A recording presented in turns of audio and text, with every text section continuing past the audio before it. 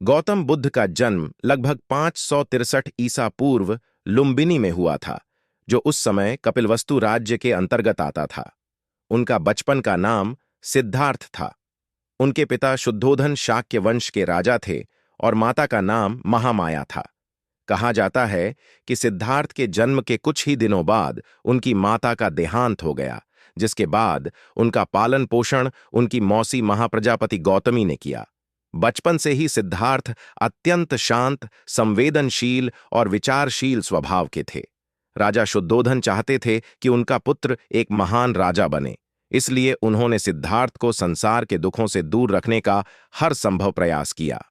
राजमहल में उन्हें सभी सुख सुविधाएं मिलीं।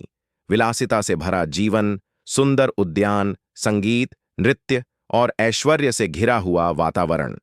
युवावस्था में सिद्धार्थ का विवाह यशोधरा से हुआ और उनके एक पुत्र भी हुए, जिनका नाम राहुल रखा गया।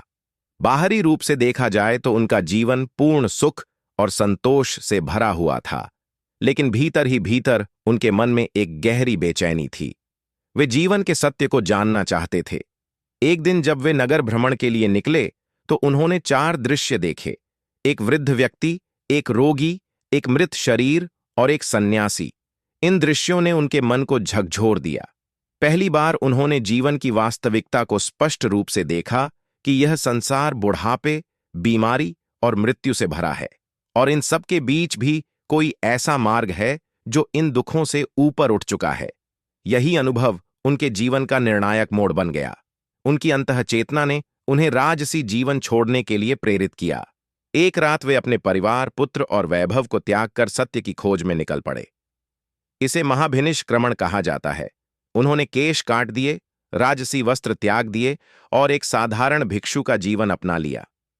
इसके बाद उन्होंने विभिन्न गुरुओं से शिक्षा ली और कठोर तपस्या की। उन्होंने शरीर को अत्यंत कष्ट देकर आत्मज्ञान प्राप्त करने का प्रयास किया, लेकिन लंबे समय बाद उन्हें यह अनुभव हुआ कि अत्यधिक तपस्या भी उतनी ही व्यर्थ है जितना अत्यधिक भोग। तभी उन्होंने मध्यम मार्ग का विचार विकसित किया, जिसमें न अति भोग है और न अति त्याग।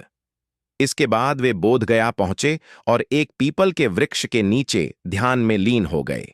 उन्होंने संकल्प लिया कि जब तक उन्हें सत्य का बोध नहीं होगा, वे इस स्थान से नहीं उठेंगे। कई दिनों के गहन ध्यान के बाद उन्हें ज्ञान की प्राप्ति हुई। उसी क्षण वे बुद्ध कहलाए, जिसका अर्थ है जागृत या ज्ञान प्राप्त व्यक्ति। उन्होंने जाना कि संसार का मूल दुख तृष्णा है, इच्छा है, और इस तृष्णा के क्षय से ही दुखों का अंत संभव है। ज्ञान प्राप्ति के बाद बुद्ध ने अपने अनुभवों को दूसरों के साथ बांटने का निश्चय किया। उन्होंने सारनाथ में अपना पहला उपदेश दिया, जिसे धर्मचक्र प्रवर्तन कहा जाता है।